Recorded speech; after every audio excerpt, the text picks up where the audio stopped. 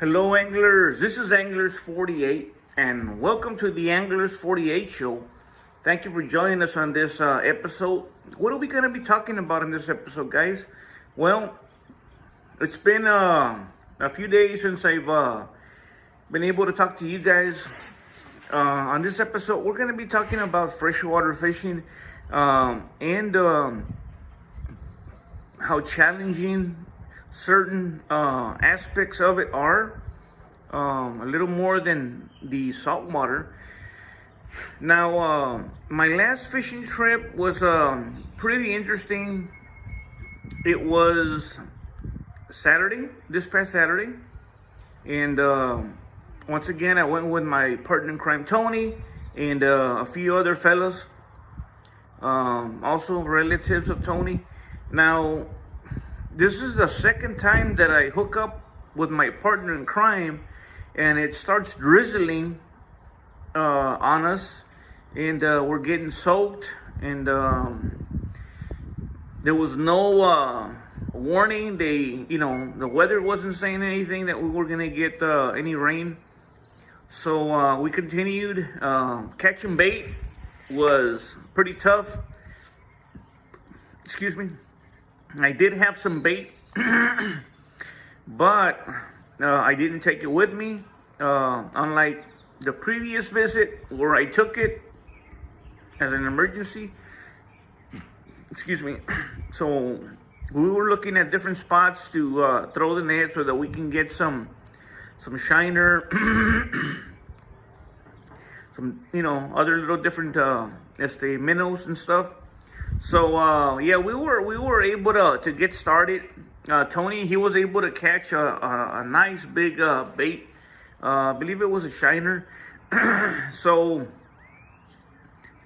I needed to get a good amount of bait, simply because on my previous trip they were stealing my lunch. I would check the line, and all of a sudden they all didn't have bait. So I kept on rebaiting, and I figured if I don't get prepared, I won't have any bait, and that's the end of my fishing trip. So one big rule for anglers: if you're gonna go out there to sling the line, make sure you have plenty of bait. Don't just take a particular amount. Make sure that in your mind you have it that you're gonna have left over. If you don't feel you may have left over by the end of the trip, you may end up getting robbed frequently, and pretty soon your half a day fishing trip will turn into a 2-hour fishing trip, simply because you don't have any bait. So we were out there, and let me just get into it, guys. I'm gonna be talking about the reasons behind me targeting freshwater more, the different bites that I've been getting, the bait that I've been using, the gear. Right, I'm gonna show you the gear that I've been using also. And does the expertise of saltwater translate to the expertise of freshwater? In a sense, I don't believe so. We've all fished long enough, right? We've all fished long enough that fishing, most of it is about luck. I've been in situations in areas where me and Tony, for example, or me, or we're getting outfished by a child. It happens. We are getting outfished by somebody who is there for the first time. So expertise. Now the expertise kind of falls into us having, and the angler having more in their arsenal, right? You open up your tackle box, somebody else opens their tackle box, and you have tons and tons of bait to choose from. You got soft plastic, hard plastic, you got spoons, different things. first time angler may not have any of that. So now I've noticed that catching freshwater fish, it's a lot tougher than catching saltwater fish. I've tried some of my techniques in freshwater, and let me tell you, it's pretty rough, pretty rough. So my hat's off to those freshwater fishermen. But again, patience, right? You're out there for 5 hours, 8 hours in a canal. Sometimes it's a lot less time, right? You don't have to get a boat into the canal. You just drive up to the road, and you start fishing. But so okay, strong winds, right? The strong winds, they've been pushing me to do some freshwater fishing. I've done more freshwater fishing than I've ever done in the past. And saltwater is always on my mind. I'm missing it for sure. I'm looking days ahead, and the weekend is looking pretty good.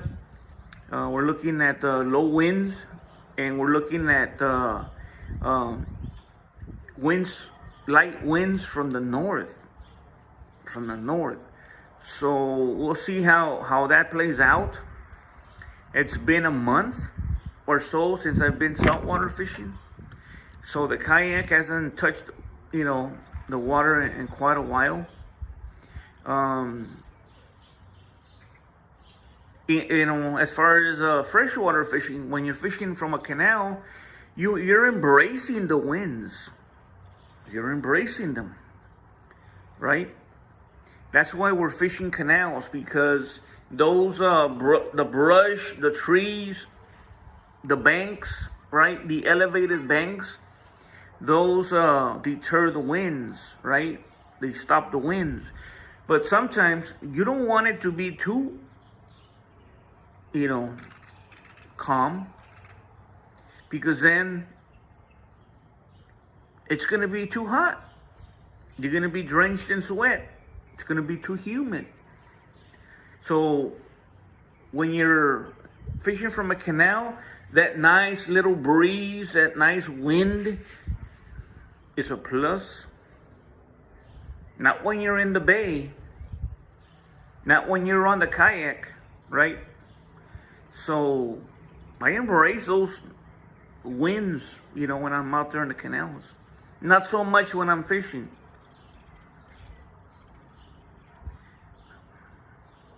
All right, the bites. What bites have I had when I'm out on the water? When you're freshwater fishing, it's like saltwater fishing, but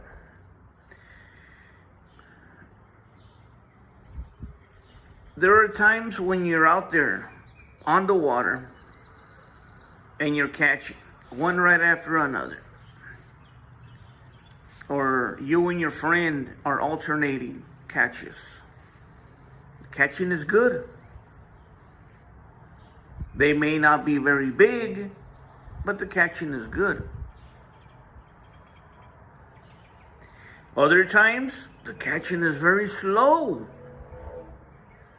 But when you catch it, it's a nice beauty, big beauty, a lot of meat. Other times, you're going to get that run. Like my friend, Mr. Rick Luna, check out his channel. He's been hitting the freshwater canals. He's been getting a lot of runs. So he's doing some freshwater fishing. Talk to him. He's having a lot of runs. He's getting addicted to freshwater fishing. And this is addicting me too. I love hearing talk to the anglers. We love hearing that drag. it doesn't get any sweeter than when the drag is either running or screaming.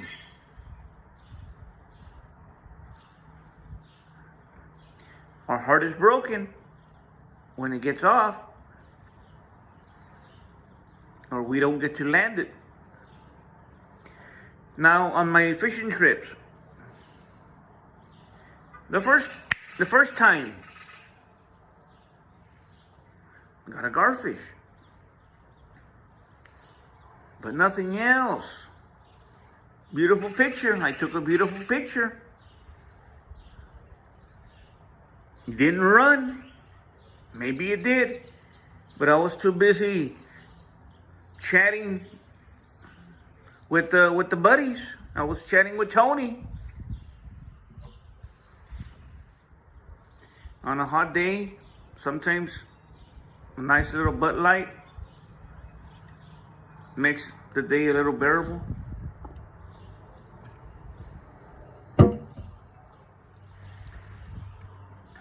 So I'm chatting with Tony. I got two poles on a rod holder down by the bank, and I have a rod on the bed of the truck, and it's just laying there, right? So I'm talking to Tony, and all of a sudden I hear a thud, right? I hear something. I look over and I see my fishing pole on the ground. See it on the ground.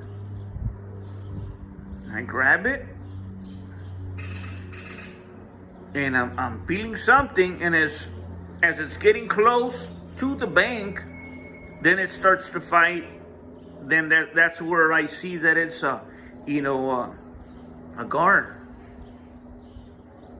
I have braided line on that rod, just that one. So 30-pound test, I was able to bring it over. Tony, he was gonna bring the hook, but I felt that I could bring it over. As I was fighting it, and as it was moving, I saw that my hook, that one, was coming out from the bottom of its mouth. And I'm like, I have him. He's not going anywhere.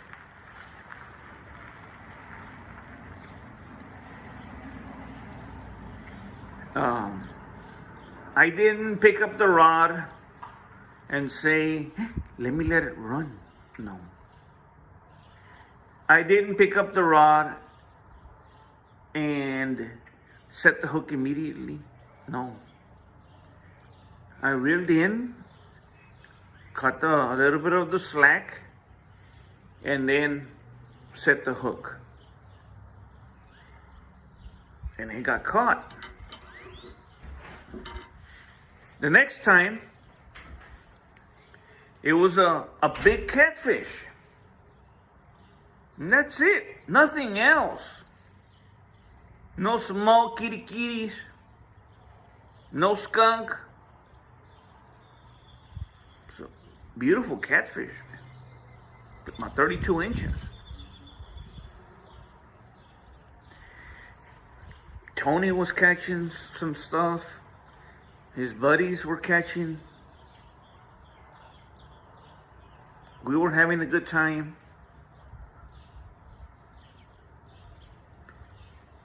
Then, the following trip, what did I get?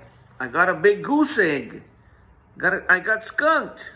No run, no hit, nothing. Tony, on the other hand, he was catching catfish, maybe about 12, 13 inches left and right. It wasn't my day. Then last weekend, You gotta run. I got several runs. But when I really thought that I really had it, wasn't able to hook on. Now, we see this a lot, right? We see this a lot. Does it happen to us a whole lot when we're on the water? Maybe not as much as it should happen to us. But check this out. Give me a second. I'm going to demonstrate something.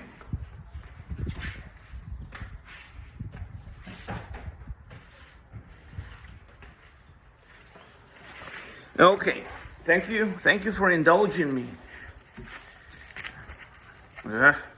Bills. All right. Let's pretend, guys, that this is the mouth of the gar, right? Now you have your different arguments. Oh, the gar eats it right away. You have a gar enthusiast.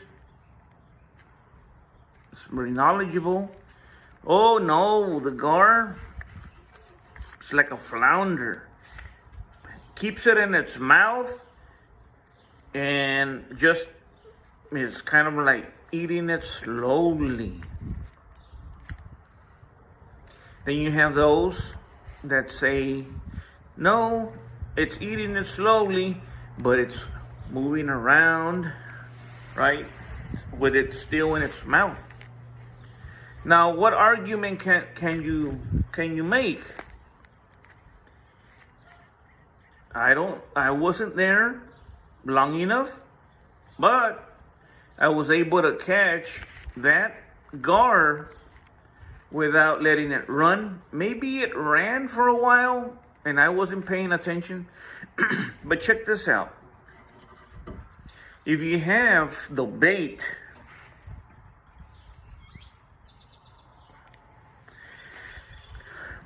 using this hook, right?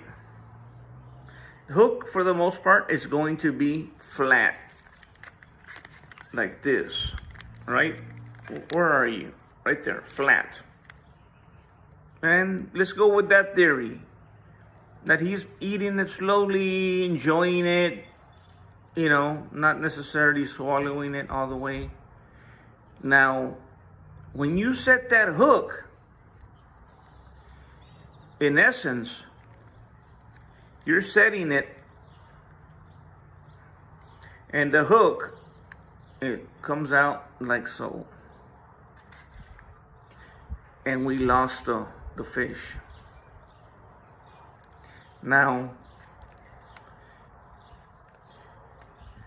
sometimes the argument can be made, well, man, this one was really hungry and ate it all. By then, the hook is either in the intestines or somewhere hooked in the inside of the body. Now, the garfish that I got,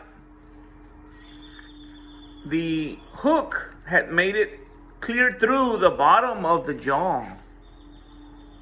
So you start saying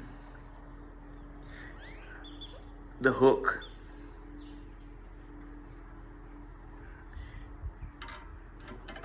Which one should I use? What size should I use? So you start getting into that. Do I use bigger hooks? Maybe I'm supposed to get those. There are some hooks that are out there or that are made, right? That look like this. Like that. Tony, his partner, his friend, he made the hook like this, and he was using a particular braid. He used braid, tied it together, and maybe glued it or something. Is it gonna work? Not absolutely sure. Maybe zip tie, weld it. So, what about a treble hook? How will that work? Well, that depends what bait can fit here. I don't have anything bigger than this. If I'm going to use a treble hook, I'm going to go for a bigger treble hook where I can put a good piece of carp, a good piece of shiner, because these right here, sometimes you got to use all 3 points. If you use one of these where you're only going to use 1 point, as soon as you sling it, that thing flies off. So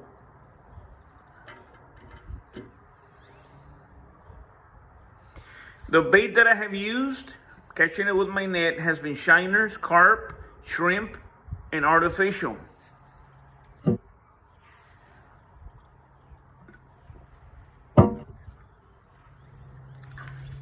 I used some artificial on my last fishing trip just to be able to sling something out there, possible a hookup or something on a bass. It just wasn't working. Slowed down the retrieve, picked up the retrieve, a little hitch here. No. Okay, what kind of gear do I use? Well, guys, I'm still using my saltwater light, ultralight reels and rods, which is okay with me, right? Yes, I want to land something, and this is it. This is a 7-foot rod. It was a combo.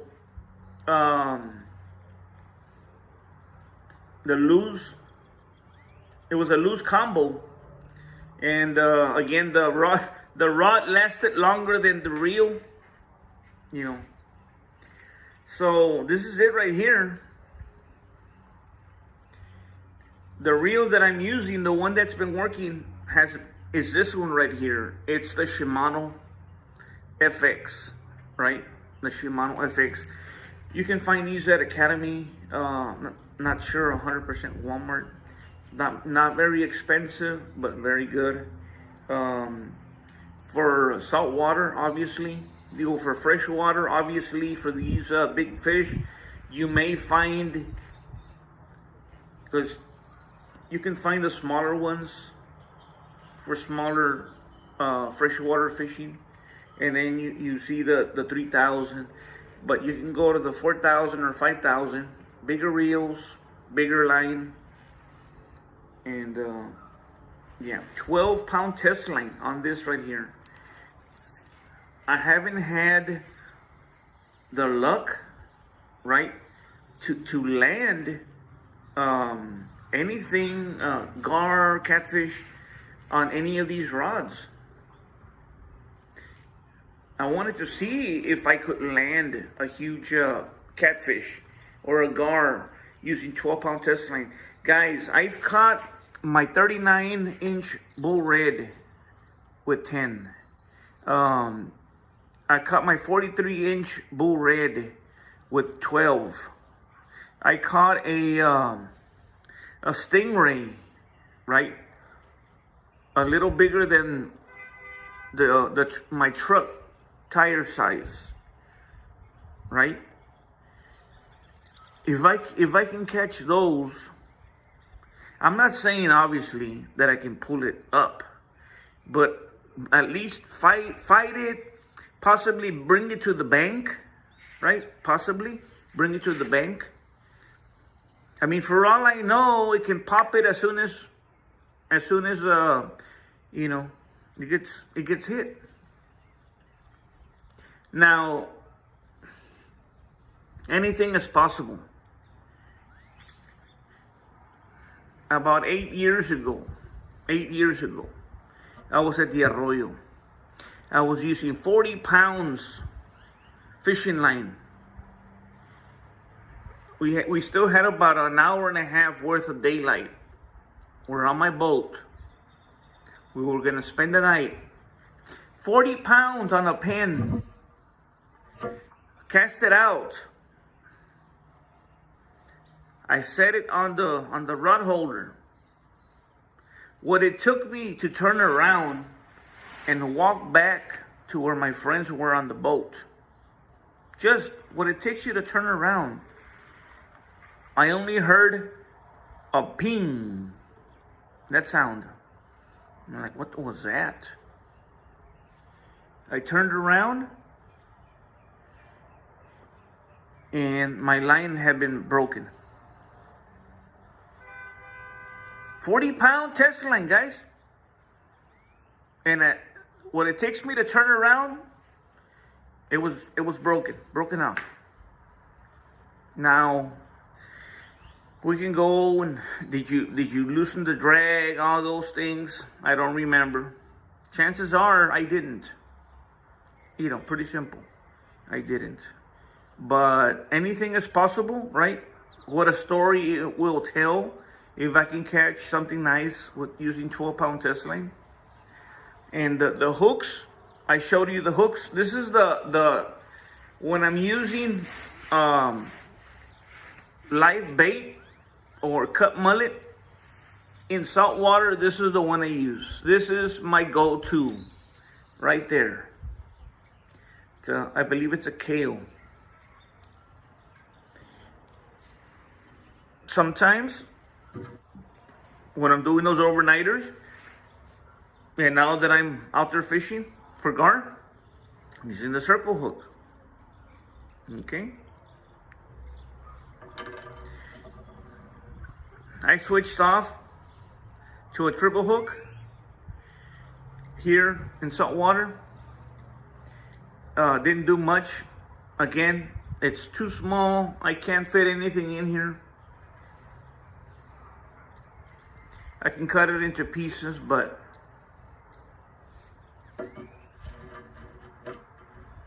so, like I said, that's pretty much, how it's been going out there at the canals. Looking at the weather, and it's looking pretty good. We'll see how it goes, guys. We'll see how it goes. I want to be able to do a whole lot of things. My license is ready to go. I just renewed it. Got my tag for the redfish, and see how it goes. I'll leave you with that, guys. There's a couple of things that I need to attend to. I'm gonna see if I can edit this, and greatly appreciate those who take the time to watch these videos. It's not very easy to sit back and just watch somebody talk, but there's a lot of stuff that we want to be able to get off our chest, and sometimes what's working for me may work for you, and then you may watch another video. What's working for him may work for you. So but yeah, very important, guys. Just a little tip: we have to continue to keep our fishing spots clean. We have to pick up after ourselves, guys. We can't litter. We gotta take a box, take a bag, so that we can put all our trash in there. We don't want any of these places closing up, and the only ones that are going to be affected are us, right? If we have any carcasses, they go back in the water, and there'll be plenty of fish that will feast on those carcasses. So please keep the fishing spots clean. We greatly appreciate that, guys. And yeah, because the county and property owners, they can be really tough, man. Next time we'll go fishing, there'll be a chain. So what's gonna happen? You close your fishing spot off. Now you're gonna go fishing where somebody else has their spot. right? So if you have a particular fishing spot and it's been working for you, hey, do your best. I'm gonna do my best, and we'll continue to spread the word on keeping the fishing spots clean. Until next time, guys, from Fort Texas, in the Anglers 48 show, Anglers 48 signing off. Thanks for watching, guys.